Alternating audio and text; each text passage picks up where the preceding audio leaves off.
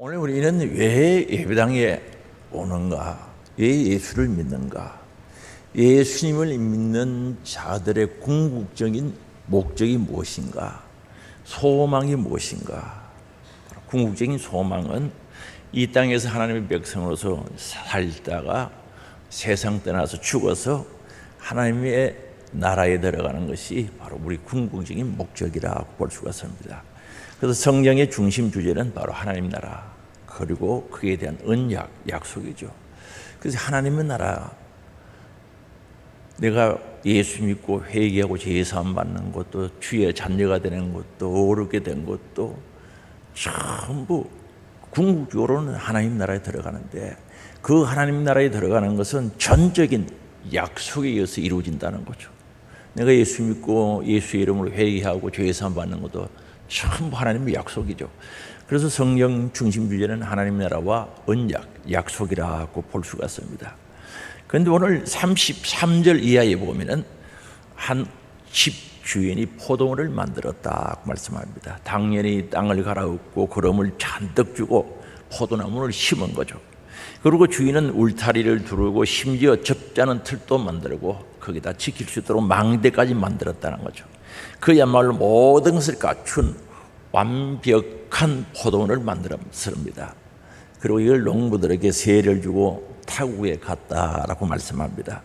세월이 흘려서 주인이 심은 포도나무가 자라서 이제 열매 거둘 때가 되었는데, 주인은 그 열매를 받으려고 자기 종들을 포도원에 있는 그 농부들에게 보냈던 거죠. 주인은 완벽한 포도원을 만들어 주고 갔기 때문에 종들이 가져올 열매를 잔뜩 기대하고 있었겠죠. 그러나 농부들은 주인을 보낸 종을 잡아서 하나는 때리고 하나는 죽이고 하나는 돌로 쳐 죽였던 거죠. 그래서 주인이 전혀 예상하지 일이 일어났던 거죠. 당장 주인은 농부들을 고발하고 싶었지만은 그래도 농부들을 믿고 다시 많은 종들을 보냈는데 그들에게도 똑같은 일을 저질렀던 거죠. 이 정도가 되면 주인은 더 이상 참을 수가 없을 텐데, 그래도 혹 그들에게 기대를 하고 주인은 후에 자기 아들을 보낸 거죠. 그들이 내 아들을 존대하리라 말씀하고 있습니다. 존대하리라. 이 말은 정말 아들을 보이면은 존대한다는 것은 존중히 여긴다는 뜻이죠. 내 아들이니까 존중히 여겨주지 않겠는가. 아들을 존중히 여기는 것은 주인을 존중히 여기는 것과 동일한데, 그런 기대를 하고 아들을 보냈는데 존중해 주기는커녕 농부들의 생각은 완전히 달랐던 거죠. 농부들은 주인의 아들을 보자 서로 말하는 거죠. 야, 이는 상속자다는 거죠. 아들이 포도원 상속자니 자 죽이고 그의 유산을 차지하자는 거죠. 여기서 이들이 왜 이런 상식밖에 일을 했는가, 이런 계획을 하고 있는가? 그것은 주인의 포도원을 차지하고자 하는 욕심 때문이었던 거죠. 자기 포도원이 아닌데 그냥 차지하려고 했던 욕심이었습니다. 그 욕심으로 주인의 아들까지 죽였다라고 오늘 마태복음 21장 33절 이하에 기록하고 있는 내용입니다. 이 비유에서 포도원 주인은 하나님을 가리킵니다. 포도원의 주인은 하나님, 그리고 보낸 종들은 하나님께서 시대마다 보낸 선지자들을 가리킵니다. 구약시대 선지자들을 가리키고, 여기 악한 농부들은 그 시대의 종교 지도자, 바로 유대교 종교 지도자들을 가리킵니다. 그리고 이 아들은 바로 예수님을 가리키는 거죠. 하나님께서 이스라엘 백성들을 사랑하셔서 계속해서 선지자들을 보내서 말씀 듣게 하는 거죠. 그런데 그들은 선지자들을 받아들이질 않았어요. 죽이고 오게 하고 때리고 받아들이질 않았던 거죠. 그래서 선지자를 보내다가 이 마지막 때 바로 예수 그리스도 하나님의 아들을 보내게 되는데, 그 아들을 보내지만 역시 배격하고 죽일 것을 예시하고 있는 말씀, 예언에서 말씀하고 있는 내용이죠. 그래서 예수님은 이 비유를 통해서 그 시대의 종교 지도자였던 유대교라는 종교 시스템 속에서 하나님을 거역하는 자들의 문제를 지적하고 있는 거죠. 말을 듣지 않고 하나님의 말씀을 거역하고 하나님의 뜻을 거역하는 그들의 문제를 지적하고 있다는 거죠. 그래서 예수님은 이들에게 물어봅니다. 40절이죠. 같이 읽어봅니다. 그러면 포도원 주인이 올 때 그 농부들을 어떻게 하겠느냐? 진짜 주인이 올 때 그 포도원의 농부들을 어떻게 하겠느냐 물어봅니다. 그들의 대답이 41절이죠. 같이 읽겠습니다. 그들이 그 악한 자들을 진멸하고 포도원을 제때 열매를 발칠 만한 다른 농부들에게 새로 줄 것이라고 말씀했던 거죠. 맞죠? 정확한 대답 아닙니까? 그럼 누가 포도원을 이어받을 수가 있는가? 즉, 이 포도원은 하나님 나라라고도 볼 수 있는데 이 하나님 나라는 어떤 것인가? 누가 받을 것인가? 중요하죠. 하나님 나라는 하나님께서 통치하시는 나라죠. 하나님 통치하신 나라. 또 하나님이 통치할 때 그 통치를 받는 백성들이 모인 무리들을 가리켜서 하나님 나라라고 하죠. 그래서 이 하나님 나라는 이미 시작되었다는 거죠. 그런데 완전히 완성되지는 않았다는 것을 우리가 성경을 통해서 알 수가 있죠. 그러면 이 하나님 나라는 사람들의 소유가 아니라 하나님의 주권 안에 있다는 것을 알 수가 있는, 하나님이 주인이시다는 것을 알 수 있다는 거죠. 유대인들은 선민사상 가졌던 거죠. 많은 사람들 중에 선택받은 존재라고 아주 긍지를 가지고 살아갔던 자들입니다. 이 가지고 하나님을 사랑하고 하나님 나라를 사랑했고 하나님의 나라에 대해서 소망, 기대를 가지고 살았던 사람들이 바로 유대인들이죠. 당연히 그들은 하나님 나라는 자기들의 것으로 알고 있었던 겁니다. 그런데 그들이 사모했던, 가고 싶어 했던, 가지고 싶었던 하나님 나라는 어떤 곳입니까? 계시록 21장 3절에 보면은 내가 들은 이 보좌에서 큰 음성이 나서 이르되 하나님의 장막이 사람들과 함께 한다는 거죠. 하나님이 그들과 함께 계시니, 바로 하나님 나라는 하나님이 함께 계시는 곳, 하나님이 통치하시는 곳. 그들은 하나님의 백성이 되고 하나님은 친히 그들과 함께 계셔서 하나님 나라는 반드시 하나님이 계시고 통치하시는 나라라는 거죠. 그런데 그 나라는 4절에 보니까 모든 눈물을 그 눈에서 닦아주시며, 눈물이 없는 곳이죠. 다시는 사망이 없고 애통하는 것이나 곡하는 것이나 아픈 것이 닿지 있지 아니하리니 처음 것들은 다 지나갔습니다. 그 외에도 성경을 보면은 하나님 나라는 이별도 없고요, 어둠도 없고 빛만 있는 곳이라고 말씀하고 있죠. 그리고 쭉 내려가서 21절에 보면은 그 12문은 12진주니 각 문마다 한 개의 진주로 되어 있고, 12문이 있는데 진주로 되었다는 거죠. 성의 길은 맑은 유리 같은 정금이더라라는 거죠. 성 안에는 모든 길은 정금 같은 길이 놓여 있다는 거죠. 얼마나 아름다운지, 바로 하나님이 함께 하시는 곳, 하나님의 백성이 있는 그곳을 가리키는 거죠. 그런데 예수님은 하나님으로서 직접 이 땅에 오셔서 하나님의 나라에 대해서 말씀을 하시고 우리들에게 가르쳐 주신 분이죠. 특히 하나님 나라에 대해서 말씀할 때는 직접 말씀하신 것보다는 비유로 말씀하신 것이 훨씬 더 많죠. 사람들의 역사 가운데 하나님 나라는 이미 여러 가지 형태로 표현되어졌고 정도의 차이는 있으나 다양하게 실현되어 가고 있다는 사실을 우리는 인정할 수밖에 없죠. 하나님의 말씀인 성경의 가르침에 의하면 하나님 나라는 우리가 살고 있는 특정한 시대를 초월하여 우리가 이제까지 보았던 그 어떤 것보다도 완전하다는 거죠. 하나님 나라는 완전하고 지극히 영광스러운 곳이다 하는 것을 알 수가 있는 거죠. 그래서 우리는 그 하나님 나라를 사모하고 소망하고 살아가지 않습니까? 예수님께서 성경 곳곳에서 하나님 나라라는 말씀을 사용하셨는데 마태복음 12장 28절에 보면 내가 하나님의 성령을 힘입어 귀신을 쫓아내는 것이면 하나님 나라가 이미 너희에게 임하였다는 거죠. 귀신의 통치를 받는 사람들에게 귀신을 쫓아내면 바로 하나님의 나라가 임했다, 하나님의 통치가 시작되었다는 거죠. 그리고 마태복음 19장 24절이죠. 낙타가 바늘기로 들어가는 것이 부자가 하나님의 나라로 들어가는 것보다 쉬우니라. 하나님 나라에 들어가는 것을 이야기하죠. 그리고 자신의 죄를 회개하고 뉘우치고 돌아서서 정말 믿음 안에서 하나님 나라에 들어갈 수 있음을 강조하시면서 회개에 대해서 말씀하는데, 마태복음 21장 31절이죠. 내가 진실로 너에게 이르노니 세리들과 장녀들이 너희보다 먼저 하나님의 나라에 들어가리라 말씀합니다. 오늘 본장 31절이죠. 그럼 세리들은 죄인의 대표죠. 장녀들도 마찬가지입니다. 이 유대인들 보고 바리새인들 보고 이야기하는 거죠. 너희들보다 먼저 하나님 나라에 들어가리라는 거죠.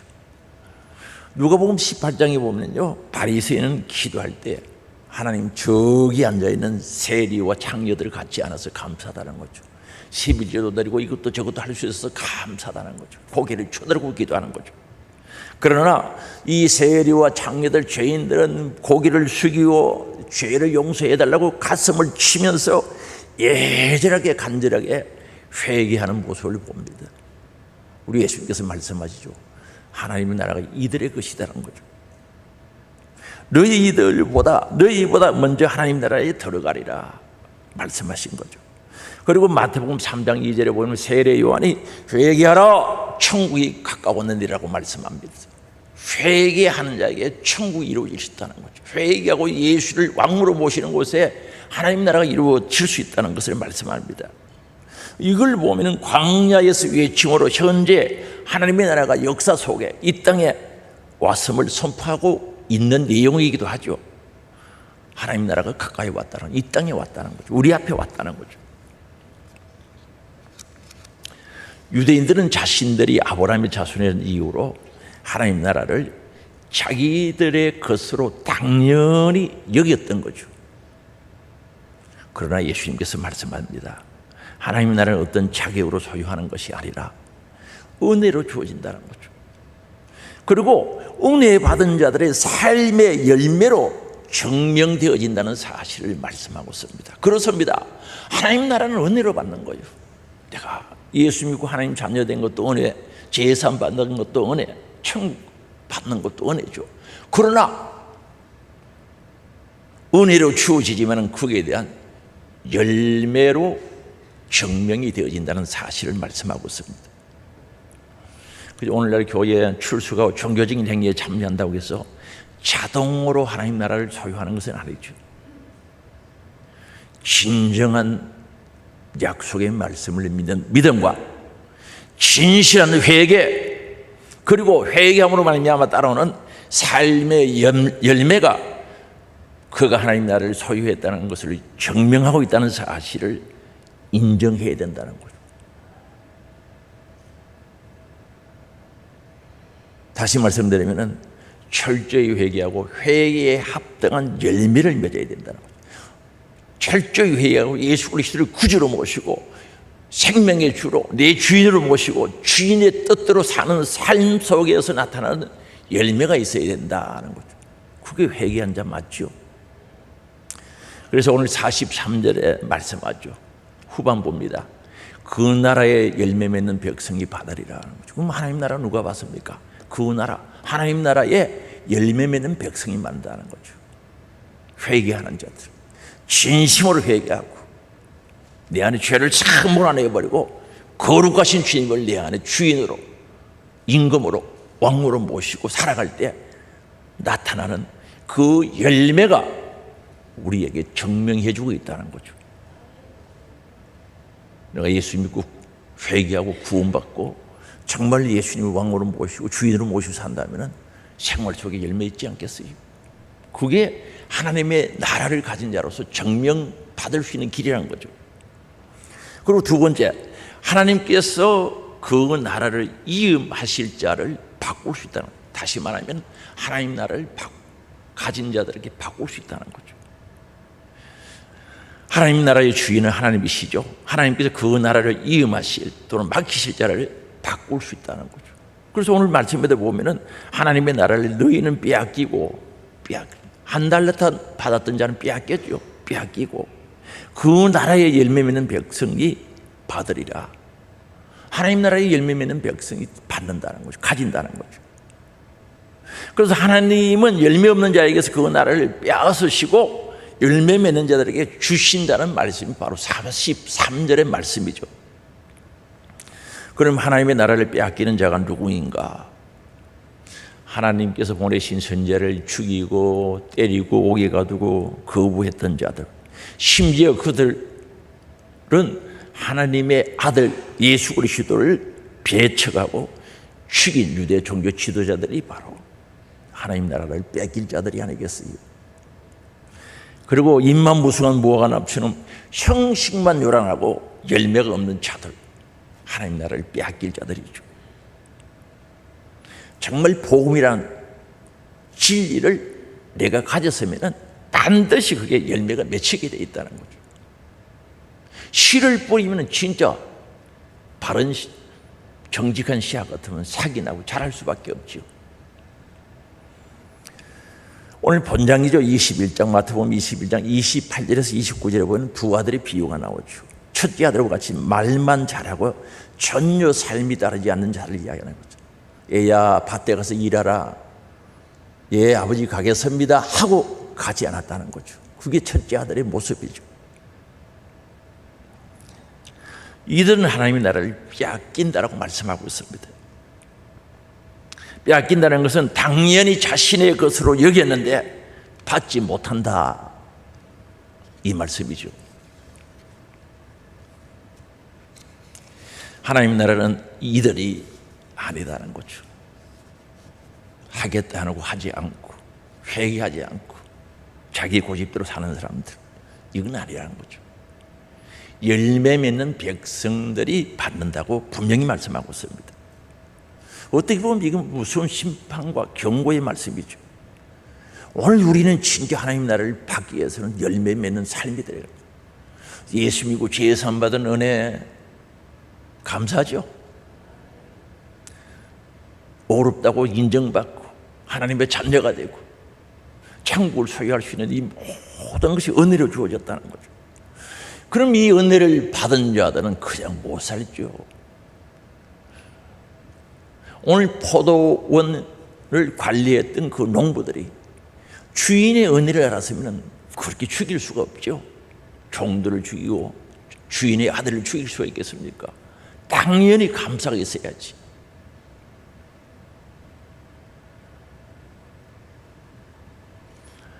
그래서 오늘 우리는 정말 예수 믿고 죄 사함 받고 자녀가 되고 천국을 소유한 자로서의 감사함이 있다면 반드시 열매가 있는 거죠. 열매 맺는 삶이 되시길 바랍니다. 열매 맺어야지. 그리고 오늘 이 말씀은 경고이기도 하지만 새로운 기회와 소망을 주는 말씀인 줄 아시기 바랍니다. 그럼 오늘까지 열매를 맺지 못하고 살았다. 그러면 오늘부터 지금부터 회개하고 정말 기도하고 감사해서 열매 맺는 삶을 살면은 그 하나님 나라를 받을 수 있는 줄 아시기 바랍니다. 그걸 가르쳐 주지 않습니까? 예수님께서 갈릴리 바다에 가서 고기 잡는 베드로를 찾아갔었죠. 부활하신 예수님이 찾아가셔서 베드로야 너 나 사랑하느냐 3번 묻지요. 베드로는 자신이 없지 않습니까? 처음에 아가페 사랑, 아가페 사랑, 마지막에는 친구 사랑으로 물어보는 거죠. 이제 자신이 없어서 아가페 사랑, 영적인 사랑은 하지를 못하는 거죠. 자신이 없었던 거예요. 그래서 친구 사랑으로 마지막에 이야기할 때 그때도 주님은 내 양을 치라, 사명을 회복시켜 주신 줄 믿을 수 있게 바랍니다. 이게 뭡니까? 하나님의 은혜죠. 전적인 은혜죠. 이것은 복음의 은혜란 말입니다. 우리는 은혜를 받은 자로서 그 은혜를 누리고 빼앗기지 아니하도록 열매 맺는 신앙의 삶이 되시길 바랍니다. 우리는요 씨앗이요 생명 있는 씨앗이라면 뿌리면 열매 맺게 돼 있다는 거죠. 죽은 씨앗을 뿌리면 뭐 열매 안 나죠.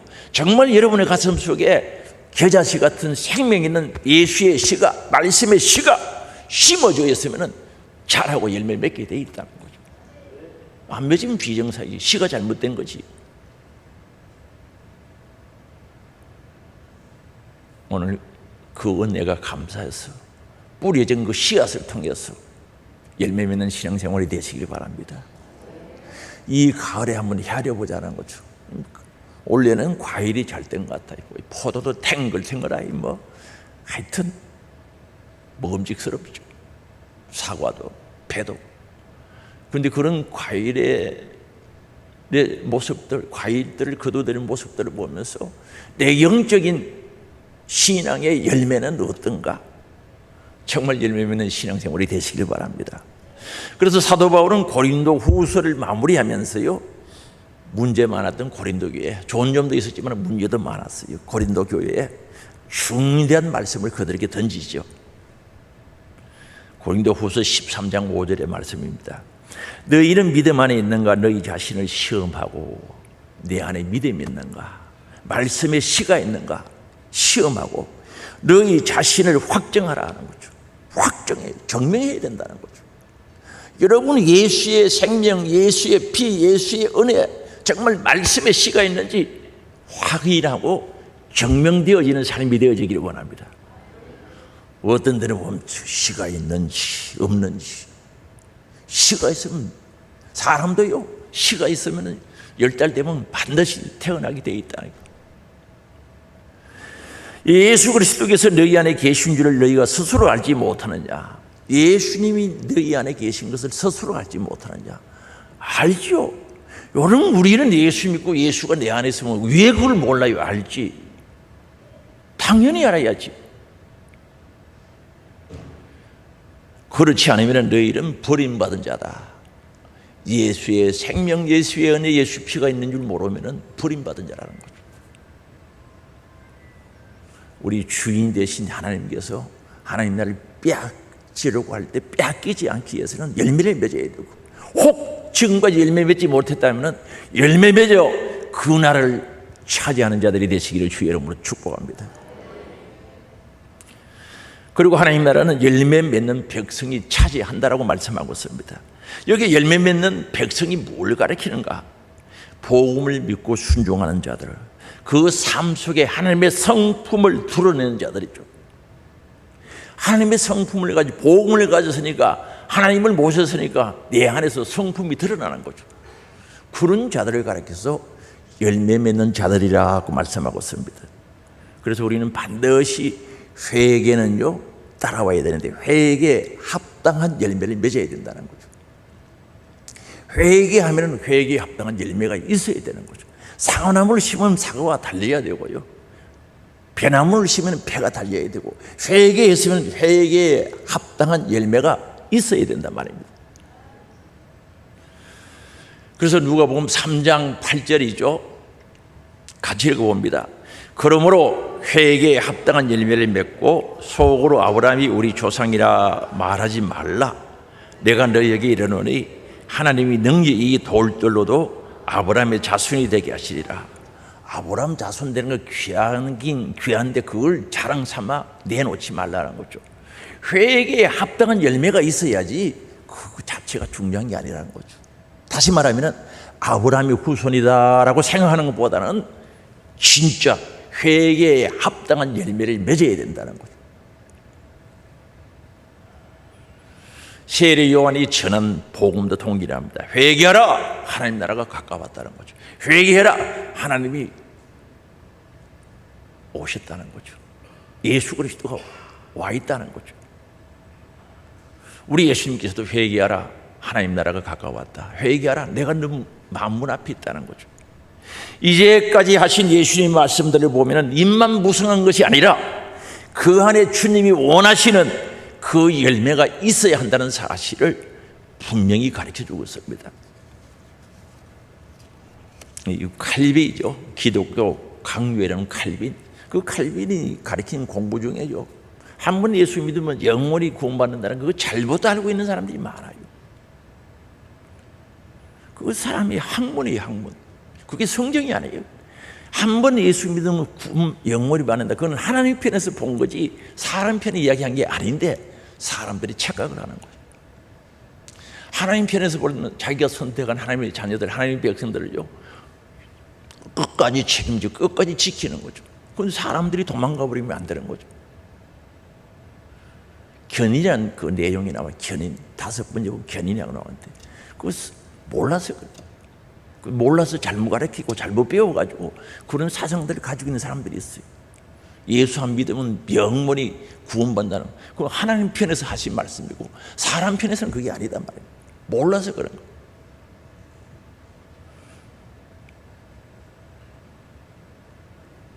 그 열매는 뭐 특별한 것이 아니죠. 너무나 우리가 익숙해야 할 수밖에 없는 그런 열매죠. 두 아들에 비해서는 둘째 아들처럼 잘못된 출발을 했을지라도 뉘우치고 고치고 회개해서 바른 삶을 살아가는 것을 회개에 합당한 열매라고 그래요. 그래서 오늘 본장이죠. 21장 마태복음 21장 28절에 보면 말씀합니다. 그러나 너희 생각에는 어떠하냐? 어떤 사람에게 두 아들이 있는데 맏아들에게 가서 이르되 예 오늘 포도원에 가서 일하라 하니 29절입니다. 같이 읽어봅니다. 대답하여 이르되 아버지 가겠나이다 하더니 가지 아니하고, 간다 그러고 안 했다는 거죠. 안 갔다는 거죠. 불순종했다는 거죠. 그러면 30절 또 읽어볼까요?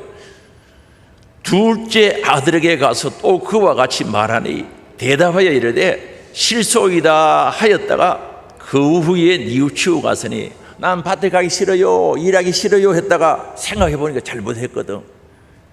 밭에 갔다는 거죠. 두 아들이 완전 다르죠. 가는 길이 다른 거죠. 한 사람은 간다 그랬다가 안 가고 한 사람은 안 간다 그랬다가 잘못했다는 걸 알고 갔지요. 그래서 31절 읽어보면 답이 나와요. 그 둘 중에 누가 아버지의 뜻대로 하였느냐? 이르되 둘째 아들이다. 여러분들은 누가 아버지 뜻대로 했다고 생각합니까? 둘째 아들은 맞아요? 성경이 어려워요? 어려운 거요? 쉽지요. 내가 안 받아들이니까 어려운 거예요. 내가 하기 싫어서 안 받아들이니까 성경이 어렵단 말입니다. 성경은 쉽다니까요. 어려운 게 없어요. 초등학생도 알 수 있는 내용들인데 본인이 하기 싫으니까 거부하는 거예요. 변명하고 이 핑계 저 핑계 대서 거부하는 거예요. 그리고 둘째 아들이, 저도 들어보니까 둘째 아들 맞는 것 같아요. 여러분들도 둘째 아들 맞아요? 맞죠? 예수께서 그들에게 이르시되 내가 진실로 너희에게 이르노니 세리들과 장녀들이 너희보다 먼저 하나님 나라에 들어가리라. 앞에서 말씀하신 내용이 이겁니다.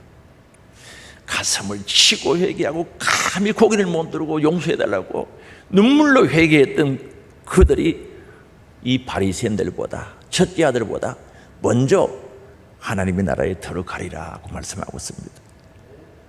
세리와 창기 같은 삶을 살았을지라도 돌이키고 회개하고 하나님께로 나올 때 먼저 하나님 나라에 들어가리라고 말씀하고 있는 거죠.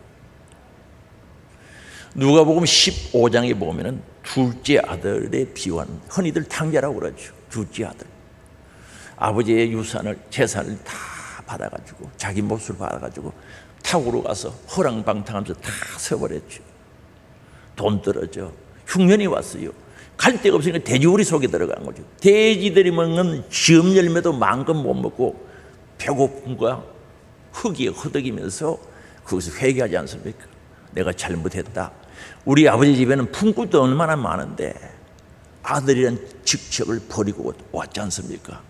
내가 하늘과 하나님과 아버지께 죄를 지었다라고 고백하죠.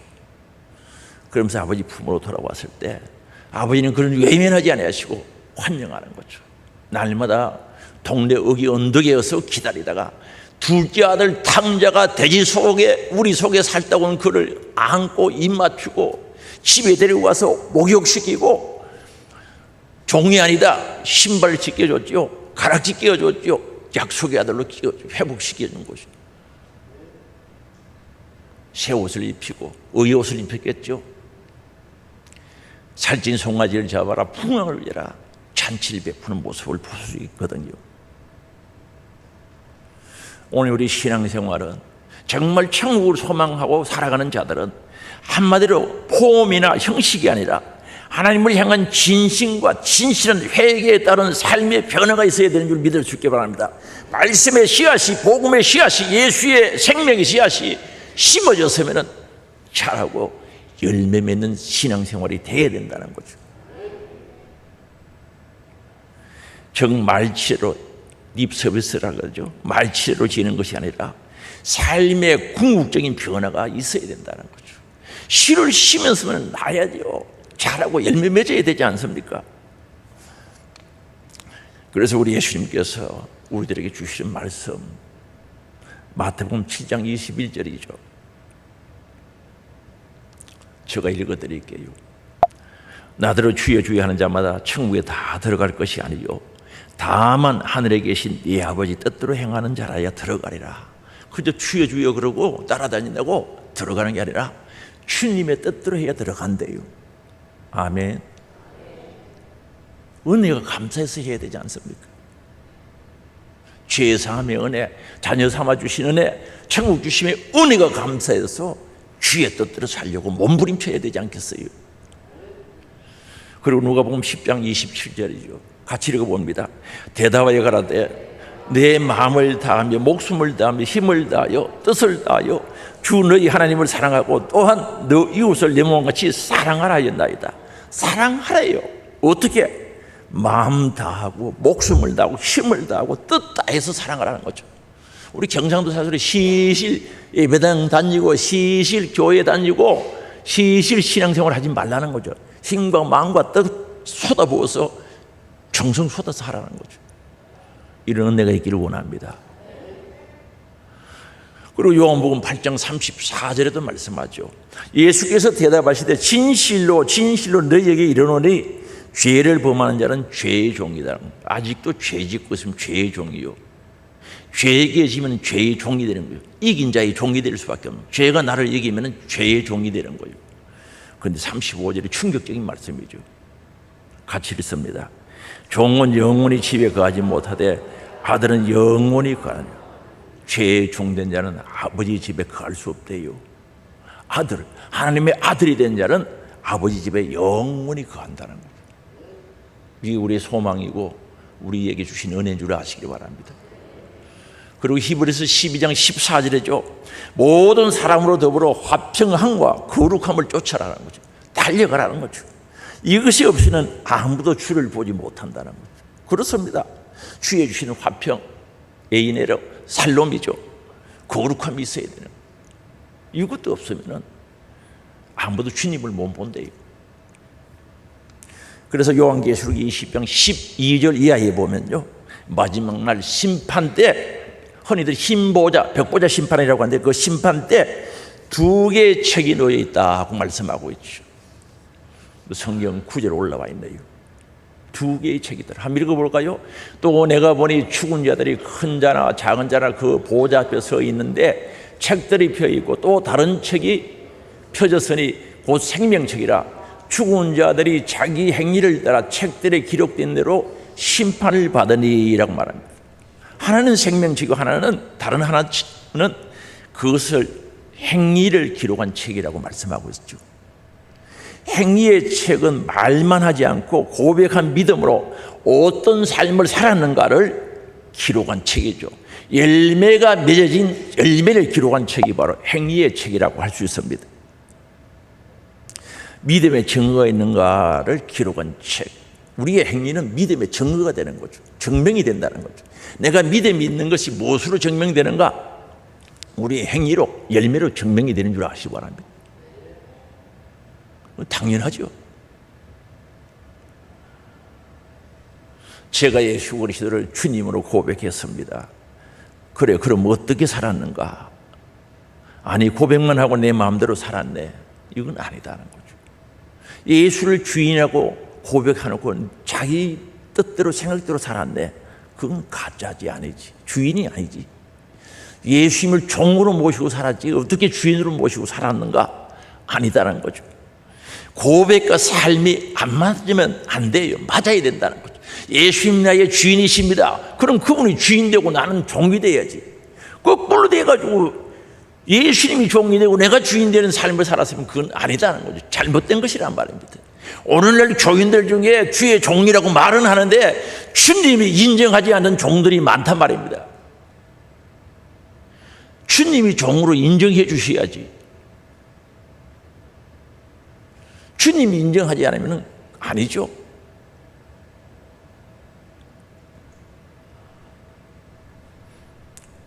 말과 신앙 고백과 행위가 다르면, 열매가 없으면 미안하지만 아니라고 선포할 수밖에 없겠죠.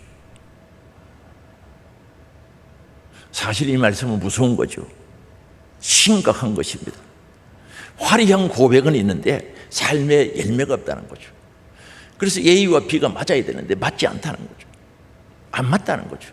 신앙 고백과 행위가 맞아야 되는데 안 맞다는 거죠. 요한계시록은 이것을 우리에게 경고하고 있는 말씀 아닙니까?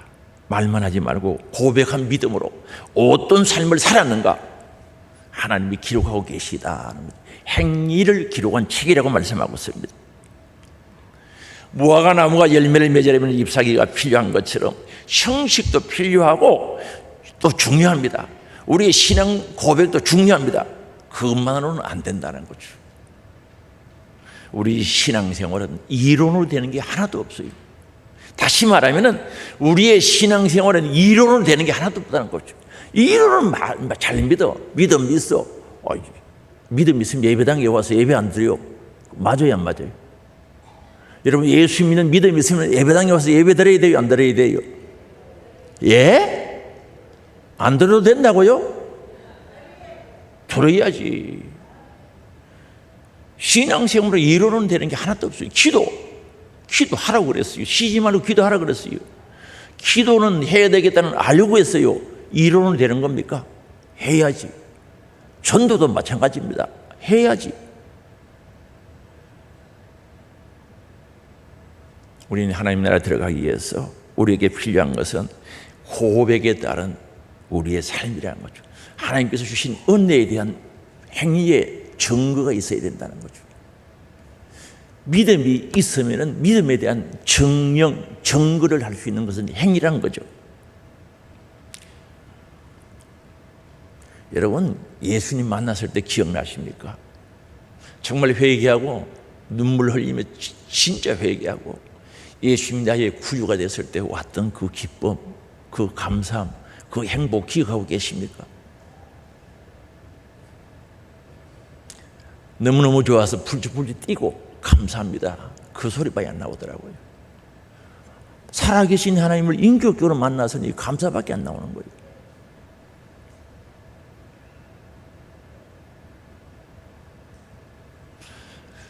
그러므로 우리는 잘못되었으면 뉘우치고 돌이켜야 하는 거죠.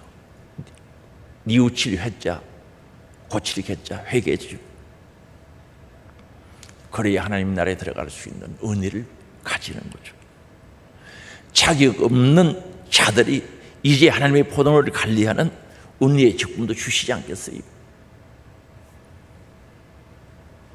우리는 예수께서 주신 구원의 은혜를 알고 고백만이 아니라 형식만이 아니라 잘못을 뉘우치고 돌이켜 진짜 하나님의 자녀가 되어 열매 맺는 신앙생활이 되시길 바랍니다. 이 풍성한 가을에 많은 열매들을 보면서 오늘 우리 영적인 열매도 맺지 않으면 안 되겠다는 거죠. 맺어야 되겠다는 거죠. 정말 합당한 열매들을 맺어야 된다는 거죠. 그래서 우리는 이 말씀 속에서요, 거기 나라의 열매 맺는 백성이라고 말하는데, 여기에 열매 맺는 백성이 첫 번째는 회개에 합당한 열매예요. 빛의 열매, 성령의 열매, 삶 속에 맺어지는 열매들이죠. 순종의 열매죠. 이게 나타나야 되지 않겠냐는 거죠. 이게 우리 삶 속에 나타나야 되죠. 이 열매가 있어야 되지 않겠냐는 거죠. 사랑하는 성도 여러분, 우리 삶 속에 신앙 고백 속에 행위로 삶으로 나타나는 열매가 있습니까? 회개에 합당한 열매가 있고, 빛의 열매가 있고, 성령의 열매가 있고, 전도의 열매가 있고, 거룩의 열매가 있고, 풍성한 열매가 이 가을에 우리 신앙생활 가운데 함께하기를 원합니다. 주여 열매 맺기 원합니다. 주님께 영광 올려드리기를 원합니다. 그래서 요한복음 15장에 보면은 열매를 맺어 영광 올려드릴 수 있다고 그랬어요. 나는 포도나무여 너희는 가지니 가지는 포도나무에 붙어 있어야 돼. 그래서 많은 열매를 맺어야 되는데 그 열매로 하나님께 영광 올려드릴 수 있다라고 말씀했습니다. 풍성한 열매를 통하여 영적인 열매, 영혼의 열매, 신앙의 열매, 신령한 열매, 하나님께 영광을 올려드리는 귀한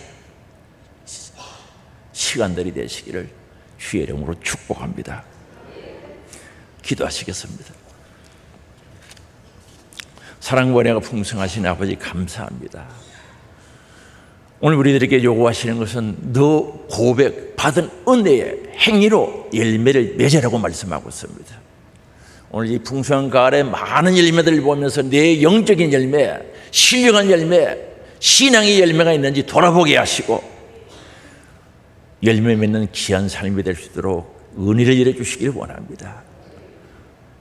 진짜 애절하게 회개하고 예수를 구주로 영접하고 그 받은 은혜의 삶이 열매로 나타나게 하시고 오늘까지 열매 없이 살아왔다면 다시 한번 기회 주심에 감사하며 열매 맺는 신앙생활이 될 수 있도록 은혜를 열어 주시옵소서.